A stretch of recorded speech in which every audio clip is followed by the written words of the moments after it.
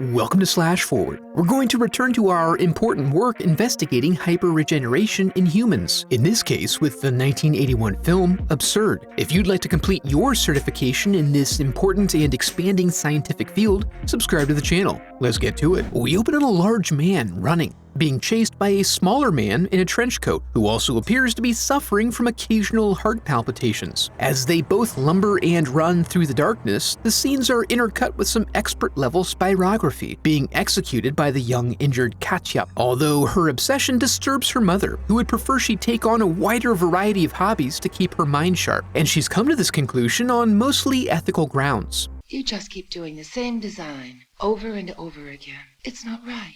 Outside, the man nearly scales their security fence, but gets his ankles tugged by his pursuer, dragging him down the spike. This gets the dogs barking, which prompts young Willie to go check on them, and he opens the door to discover they now have some fresh sausage to go with their morning breakfast. The man is rushed to the hospital, where the doctors carefully attempt to reconfigure his intestines by constantly swapping out the forceps. This drags on a bit too long, resulting in him waking up on the table and requiring them to top off his anesthetics. Meanwhile, out in town, we see a hardcore gang of cycle boys harassing an old drunkard. They're run off by Sergeant Engelman, who comes with a warning for old Shaughnessy.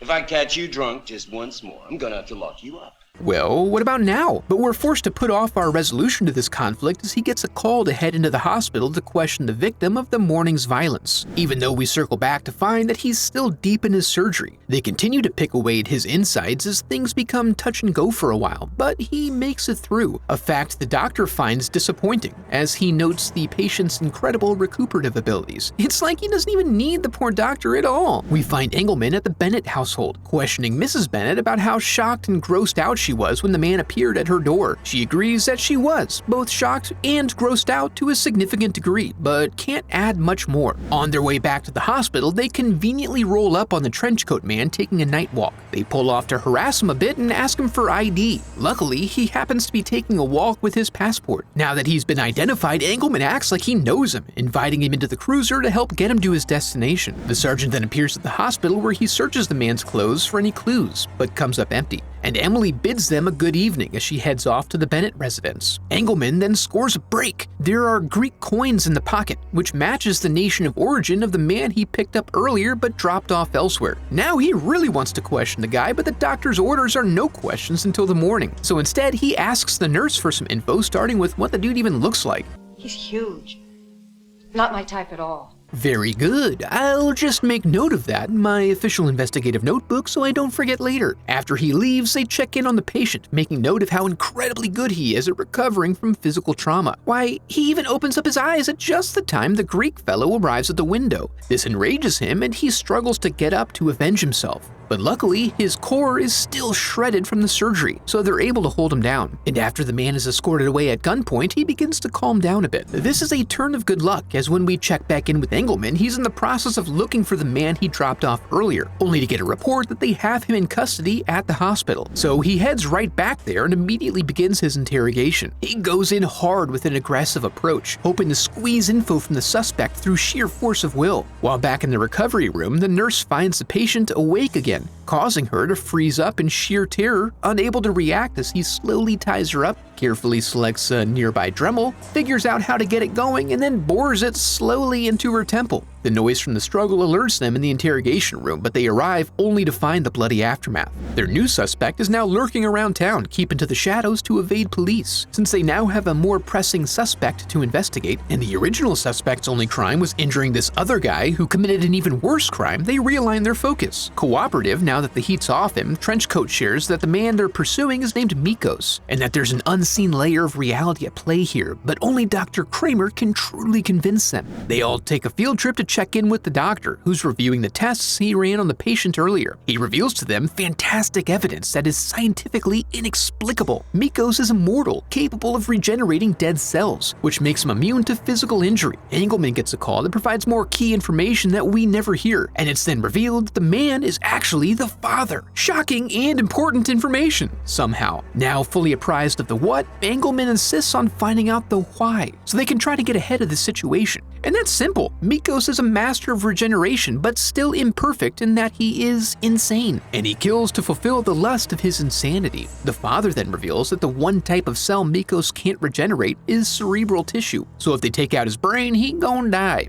Good info, but it does seem a bit untoward for a man of the law to be leading a murder party through town. But perhaps not, as we catch up with Mikos still lurking in the shadows, always looking for another victim. He checks a seemingly abandoned industrial building that luckily still contains the night janitor cleaning up for the evening. He makes a go of it, but this old salt is both wily and agile, and even goes to work strapped up. Unfortunately, while his shots do find purchase, they are ineffectual, as his attacker shrugs him off and slams him onto the meat table, where he very slowly and carefully bifurcates his head until rendering the man dead. But no further. I mean, he's not a sicko. Back at the station, Engelman's running out of options. He can't get more men because the chief is busy watching the big game, Rams versus Steelers, and interrupting him even for an emergency would be a career-limiting move. So the trio is left to bring Mikos in on their own. They deputize the priest and even give him a car so they can spread out in multiple directions. Then we catch back up with Mikos, who's wandering the dark streets of the small town. He pulls back for cover when the Cycle Boys come ripping through looking for trouble, and again after they pull a Yui nearby and head the other way. But the last one has some trouble and is left behind to tinker with his motor. He's nearly killed by a passing motorist who tears through and buzzes them both, and then is killed to completion by Mikos, who takes out his anger over the hit-and-run driver on the young scumbag. The reckless motorist arrives home and tries to walk in like nothing happened, and we learn this is Ian Bennett, young Willie's father. He's disturbed to hear the news of the day, added on top of what just happened on the road, but he's really mostly concerned about ensuring they maintain their social schedule. So he goes to the study to calm himself and engage in a little pre-gaming before they head to the Fosters to check out their football game. Carol, unsettled about how the day is unfolded, tries to convince him they could just watch at home. However, Ian points out the Fosters just got a 19-inch rotodial Mitsubishi, and there's no way he's gonna watch his Rams on their crappy old Zenith. Meanwhile, we see the men are out, searching the area, listening to some slow jazz.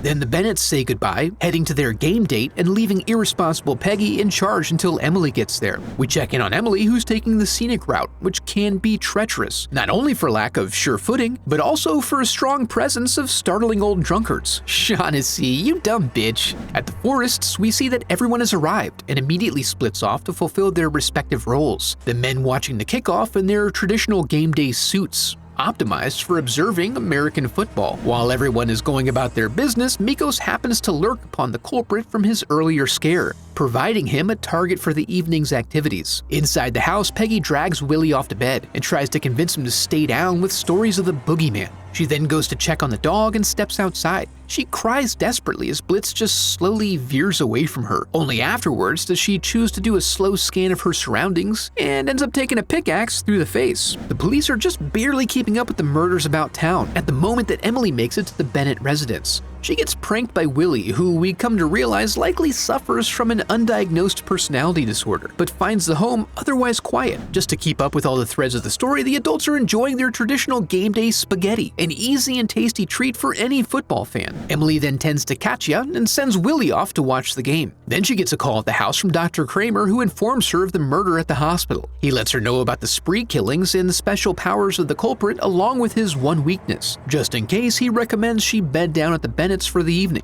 Meanwhile, Willie is drawn away from the TV by a banging noise. He assumes it to be the dog and calls out before, much like his sister Peggy, he also decides to do a quick check of his surroundings. He manages to get away somehow, but thanks to Peggy's immature prior attempts to control his body via fairy tale, he bursts in shouting about the boogeyman, preventing anyone from taking him seriously. Despite the fact that he should clearly recognize this as the man from this morning, he allows Emily to go out and check on her own. She doesn't find anything, but as she reports this back to Willie, the lights go out. Seeing that the kids are likely going to bed now, Mrs. Bennett can finally relax, giving her the wherewithal to check in with Mr. Bennett on what's been eating at him all evening. Nothing, other than running over a man today and not stopping to help him. Good lord. Back at the house, Emily goes to check on the breakers and finds Peggy was already taking care of it. She immediately attempts to call the police, but the phone's broken. Failing that, she instructs Willie to go outside and run, but he doesn't want to go, it's spooky. So he meets her halfway by going outside and then walking off slowly when he's ready, not because she told him. Emily makes her way back to Katya's room and does her best to convince her to sit tight and not be frightened. But soon, there's a large man at the door who wants to murder them both. As they work to hold him off, Willie makes his way around the house and comes in through the back window. When he starts calling out for them, it draws Mikos away from the door. Quickly converting from turtle to panther, Emily grabs some scissors and ventures out to save him. But Willie basically uses her as bait, so he can circle back to Katya, who he asks to let him in the room, despite knowing that she's strapped down to a traction machine. Mikos spends some time trying to get Emily into the oven as Katya works to disconnect herself from the machine. It takes a good amount of time as there are many leather straps, and Willie yells and pounds on the door all the while.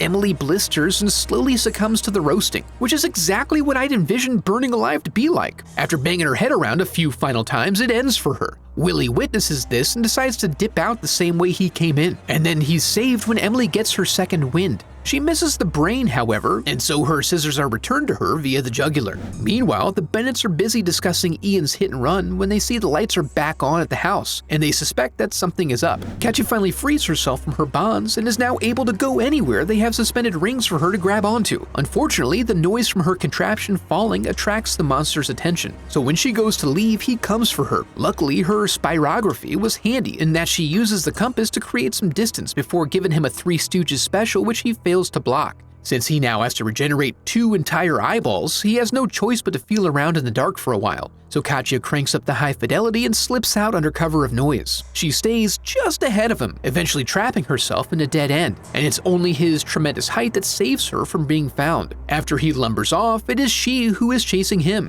Elsewhere in town, the father comes upon young Willie in a car, and Willie leads him back to the house right as Mikos gets his hands on Katya, who for some reason attempted to escape by creeping as close to him as possible. He uses her as a weapon, and then the two men struggle to their knees, putting Mikos at a very convenient height. And with the decorative axe lying around, Katya's mission is clear, and she whacks away at the big man's neck repeatedly in an attempt to free it from his shoulders. Right then, everyone else also arrives at the house and wonders the best way to proceed safely. Luckily, the decision is made for them when Katya emerges, triumphantly covered in the blood of her enemies. See? Absurd is Joe D'Amato's follow-up to Anthropophagus, and while I feel like they ramped up certain aspects of the film, it didn't totally blow me away. When you have to skip around constantly to carry on all the various threads of a convoluted plot, as well as splicing in enough game footage to keep the footballers happy, it leaves less time for the stuff we all came to see.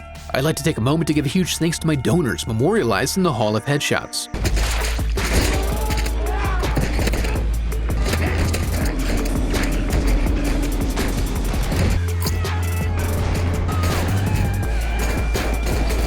I have a website set up where you can support the channel through donations or merch. If you enjoyed the video, I'd love for you to become part of the channel by subscribing. Thanks for watching.